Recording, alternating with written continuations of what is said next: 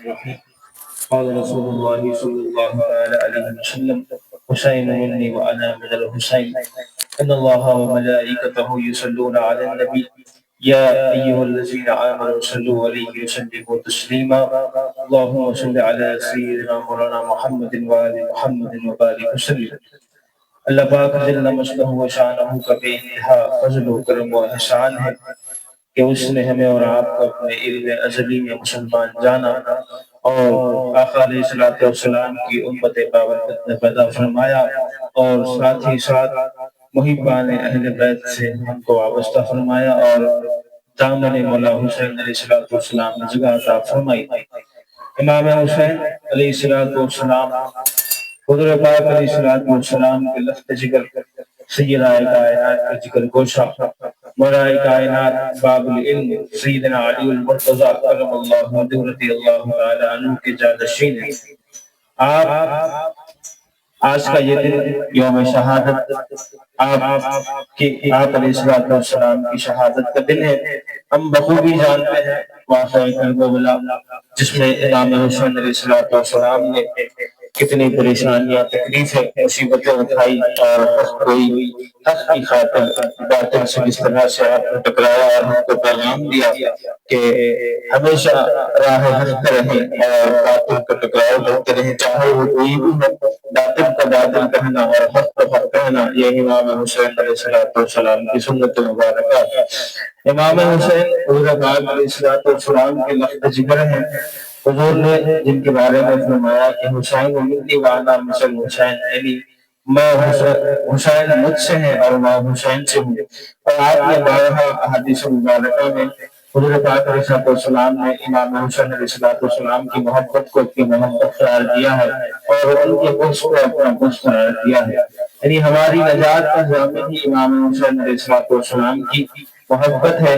ہم اگر امام حسین علیہ الصلوۃ والسلام کے وہ کردار کو دیکھیں جو انہوں نے میدان کربلا میں ادا کیا ہے، ہم کو بھی اپنی زندگی میں حسینیت کا عالم لے کر اسی طرح سے امام حسین علیہ الصلوۃ والسلام کی سنت پر عمل کرنا ہے، کیونکہ امام حسین نے وہ کام کر کے دکھایا ہے جو کوئی نہ کر سکا۔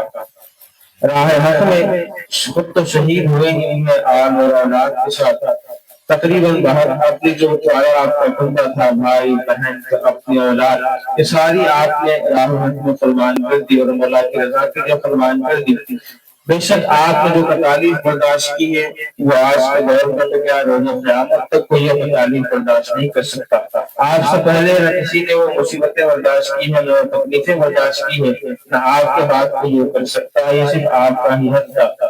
کیونکہ ہم امام حسین علیہ السلام کا دن منانے یہاں حاضر ہوئے ہیں، ہم بارہا رشد کریم ابو الاحسان قبلہ کی خدمت میں یہ باتیں محبت اہل بیت، عشق اہل بیت کی باتیں سنتے ہیں۔ عشق اہل بیت فقط عقیدت ہی نہیں، کردار بھی مانتی ہے، تو ہمیں بھی حسینیت کا کردار، حسینیت کا جو علم ہے وہ اپنے ہاتھ کو لے کر اس زمانے کی عزیزوں سے، زمانے کی باطلوں سے لڑنا ہے۔ اور آج کے اس پرفتن دور میں جہاں محبت اہل بیت کو ختم کیا جا رہا ہے، محبت اہل بیت جہاں دلوں سے نکالی جا رہی ہے، ہم وہاں پر ایسی خانقاہیں، ایسی بارگاہیں جہاں سے محبت اہل بیت اور عشق اہل بیت کا درس ملتا ہے، وہاں حاضر ہو کر ان کے حقوق کو پہچانے، محبت اہل بیت کے حقوق کو پہچانے، کیونکہ امام فرماتے ہیں کہ اللہ رب العزت نے جس مخلوق کو مخلوق فرمایا ہے، انسان اشرف المخلوقات کو، ان پہ لازم قرار دیا ہے، ان پہ ہماری محبت، ہماری محبت فرض قرار دی ہے۔ حضور پاک علیہ السلام نے حدیث مبارکہ میں اللہ رب العزت نے قرآن مجید کے ساتھ فرمایا کہ محبت اہل بیت، اس کے نتیجے میں محبت اہل بیت ہم پہ فرض قرار دی ہے، اور امام کا یہ قول ہے کہ زمین کی مخلوق پر ہماری محبت فرض ہے، سیدہ کائنات کی محبت فرض ہے۔ تو جس طرح سے قرآن اور احادیث اور اماموں کے قول میں اولیاء کاملین کے تذکروں میں ملتا ہے، اسی طرح سے ہم کو بھی چاہیے کہ امام حسین علیہ السلام کی ذات سے بے پناہ محبت کرے۔ ہمارے دادا کی حضرت فیضان رحمۃ اللہ تعالی علیہ بھی محبت اہل بیت کی ضامن تھے، آپ نے بھی عشق اہل بیت کا پرچار کیا ہے۔ آپ کے اشعار جو آپ سنتے ہیں اس میں آپ نے فرمایا ہے کہ کیا اس کے سوا اور سے چاہیے شرف، عابد نبی کی آن کا اپنا غلام ہے۔